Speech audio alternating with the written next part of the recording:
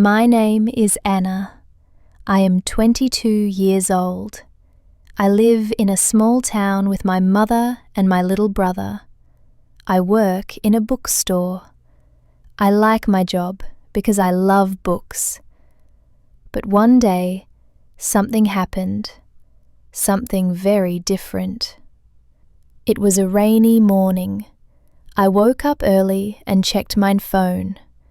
There was a message from my best friend, Maya. It said, "Anna, please come to the airport today.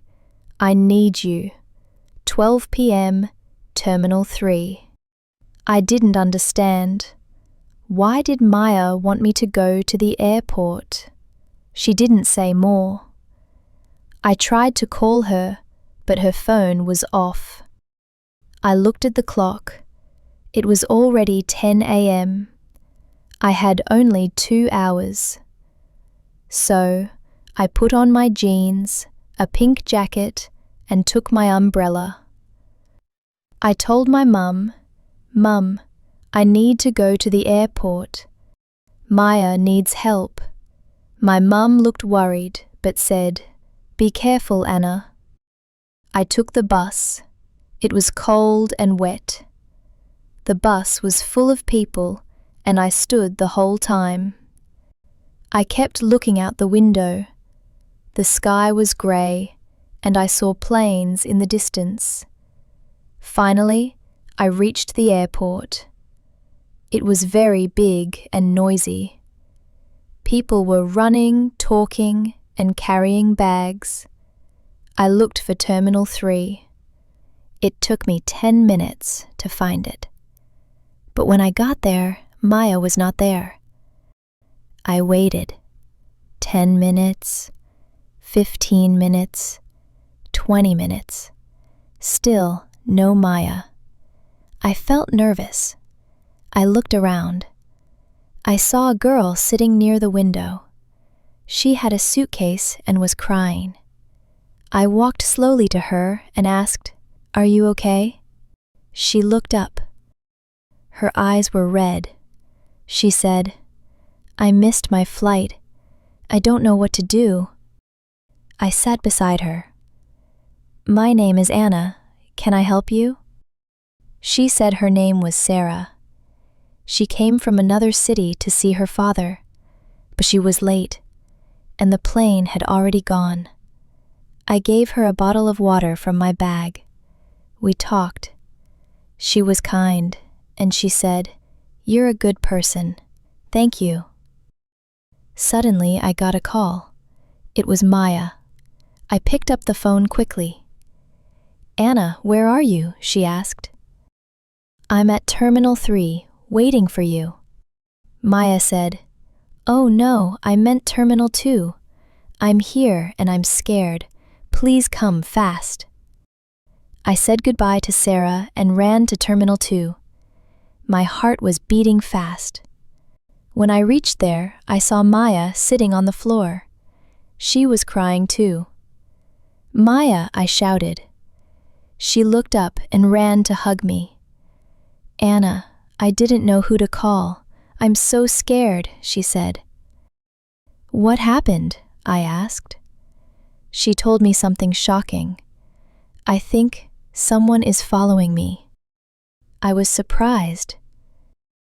"Who? Why?" I asked. "I don't know," Maya said. "On the bus to the airport, I saw a man watching me. When I got down, he also got down. I ran inside and tried to hide. I looked around. There were so many people. Maybe it was nothing," I said. "Maybe you're just scared." "No," she said. "I saw him again at the coffee shop." Just then, Maya pointed at someone. "That's him," she whispered. I turned to look. A man with a black cap and a brown coat was standing near the exit. He was looking at his phone. My hands felt cold. I said, "Stay here. I'll go talk to him." But before I could walk, the man looked at us and walked away. We didn't move. We just watched him disappear into the crowd. Maya said, "Do you believe me now?" I nodded. We sat for a few minutes in silence. Then I said, "Let's tell the airport police." We walked to the help desk and told everything. They listened and said, "Don't worry, we will check the cameras." We felt a little safe after that. Maya looked at me and smiled.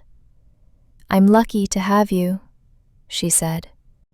I said, "Next time, tell me the right terminal." We laughed. But something still didn't feel right. Why was the man following her? Was it just a mistake? Or was something else going on? I looked at Maya and said, "Let's go home, but we need to be careful." She nodded. We walked outside together. It was still raining. I opened my umbrella. We got into a taxi. As we sat in the back seat, I saw something. Through the taxi window, a man, a black cap, a brown coat. He was watching us again. The taxi started moving. Rain hit the windows. Maya sat next to me, holding my hand. I looked out the window again. The man with the black cap was standing under a tree. He was watching our taxi. My heart beat faster. "Maya," I whispered. "He's still there. He saw us leave." Maya looked out. She saw him too. Her eyes became wide with fear. "Do you think he will follow us?" she asked. "I don't know," I said. "But we're not going home. We need to be smart." I told the driver, "Sir, can you take us to the main city mall? Not home." He said, "Okay." The driver changed direction. I looked behind. A black car turned after us. I felt a chill. "Maya, that car, it's behind us." Maya looked back. It was the same man. He was driving. "Why is he doing this?" she asked. "I don't even know him." I didn't have answers. We reached the mall. It was big, busy, and full of people. We quickly got out and walked inside. The man didn't stop. He parked and followed us. We walked fast. We went into a shoe store, then a clothing shop. "He's still coming," Maya said. I grabbed her hand and said, "We have to find a guard." We found a security officer. "Sir," I said, "a man is following us. Please help." The guard looked serious. "Can you show me who?" We pointed at the man. The guard walked to him and asked, "Sir, why are you following these girls?" The man looked surprised. "I'm not following them," he said. "She's my sister," he added, pointing at Maya. Maya stepped back. "What? You're lying!" she shouted. The guard said, "You need to come with me, sir."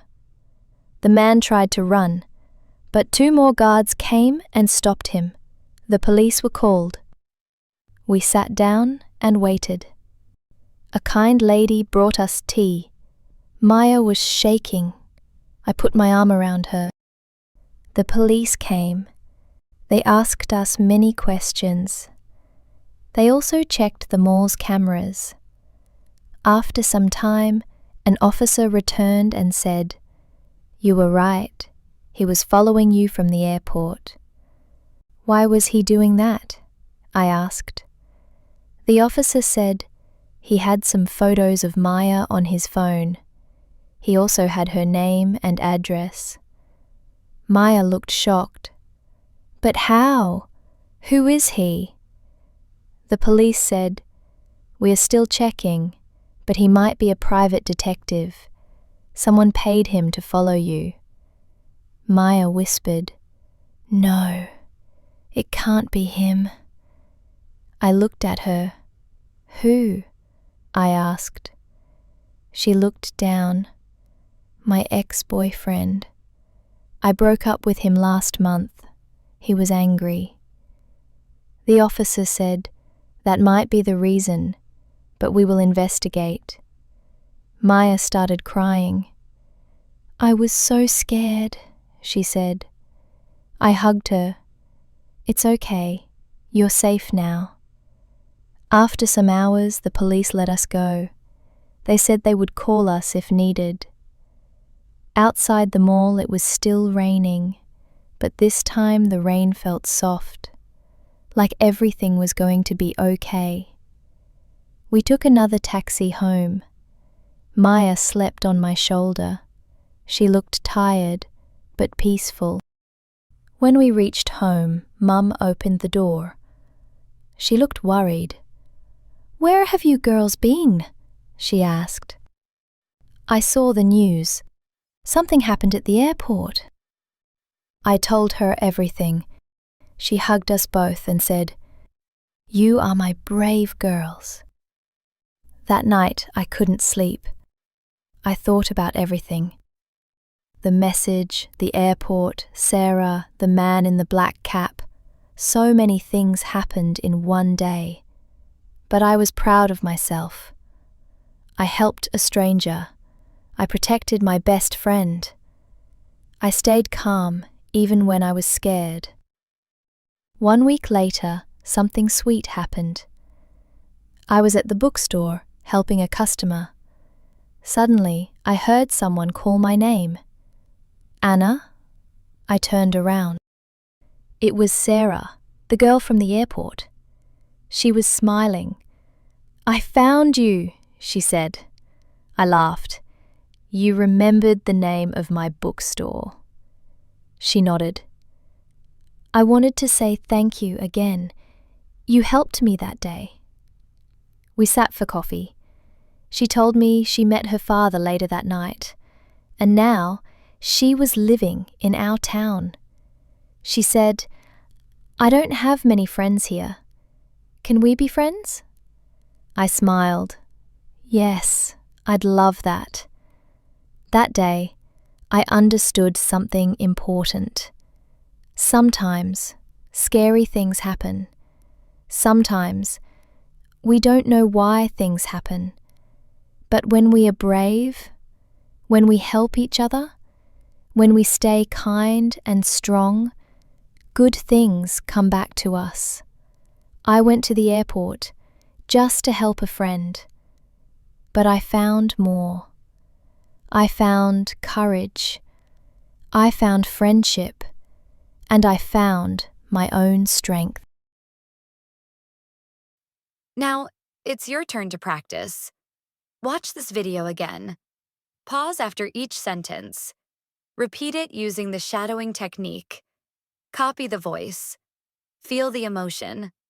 And speak with confidence. This is how you grow your English speaking power. Don't forget to like this video and subscribe to the channel. More shadowing videos are coming soon. Thank you for learning with me. See you next time.